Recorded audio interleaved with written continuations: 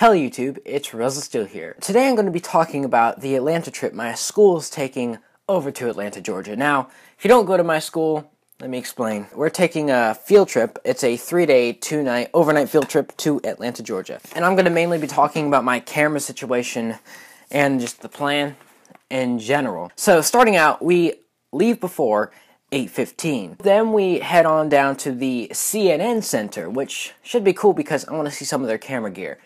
You know me, right, Lauren? Yep. I know you very well. And you can be a little bit more funnier during this, Lauren, because I'm Really? getting bored. Yeah. Haha, so funny. Alright, then we're after CNN Center, we're going to leave for the Atlanta Hawks game. We're also going to go on Wednesday, which is April the 12th, going to see the College Football Hall of Fame, World of Coca-Cola, the Aquarium, and we're going to have a DJ and pizza party. That sounds cool, doesn't it? So, and then Thursday, MLK Center, Zoo Center, then return home around 7 p.m. with a dinner stop. Yeah, very cool stuff, and I'll talk about a little bit more about the cameras. Now, the film you saw yesterday, if you've seen it, it's like a test with the GoPro Hero 4 Silver and my iPod Touch 6th generation. It's a film out of them to see what can I possibly get out of them as a maximum. I had good settings on these. I was recording for the wide shots and the non-slow motion shots on the GoPro I was recording in 2.7K at 24 frames per second, and for the slow-mo shots with the GoPro 1080-60. Then for the iPod, I was using this separate camera app called ProMovie, and I was recording 3K at 100 megabits per second, which for this iPod is amazing, because 3K is using almost the entire sensor width, which is 8 megapixels, so very awesome there. You know, filming all this trip, of course I want to film this trip, went on YouTube, and all that cool stuff, so... Somebody's beeping. Oh, that's my thing. Although it doesn't look ready. I didn't know how much to put on there.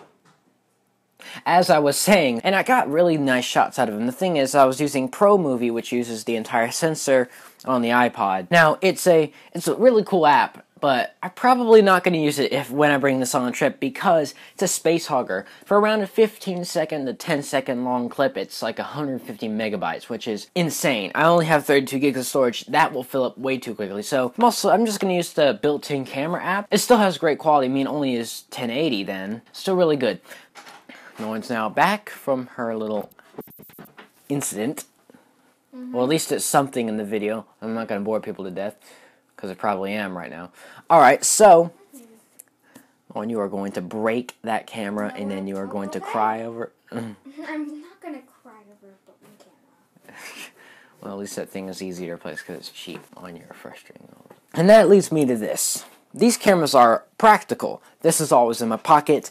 This is waterproof, light, they're all light. But what about bringing this? Now I got asked questions about bringing their big, heavy DSLRs and bigger cameras. One of my friends asked me, should I bring my Canon DSLR? And here's my answer to that. Now, realistically, do I want to bring my Nikon D3300 with a Sigma DC OS HSM 18 to 50mm f2.8 to 4.5? Yes, I would love to bring this, but is it very practical? Probably not. Do I want to bring this? Yes. Should I bring this? Probably not. And here's the reason. One, it may look the part, because this, oh hey, versus this. No. Big difference here. Oh, and I can see you playing mischievous moves. Mischievous. When you are being... That's not a word, is it? Even though this has all the amenities you would want, could do 1080p up to 60 frames per second. Much better ISO performance than either of these. A bigger sensor, nice lens, and all that. But it's big, it's more likely to get stolen too because it's that big and heavy. Also, it's more likely to get recognized, and they're talking about bringing small technology. Because when I look on this, devices, you may bring headphones, iPods, Game Boys, and cell phones. No large gaming systems. Make sure you have a charger that comes with But these are small headphones and Game Boys. No large gaming system. Probably includes cameras too. So, and also the weight. This is a bulky, big camera. This is actually smaller for a DSLR. But with this lens, it makes it a lot more bulky. And lugging this heavy thing around all day at your side or in a bag is also a pain in the butt.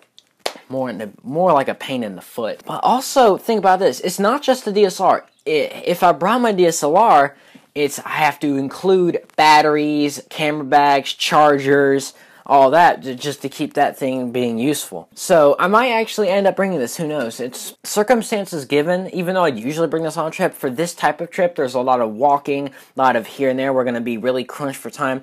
Lugging this thing around might not be the most practical solution. So that's my answer to that, and I'm probably not going to be bringing it.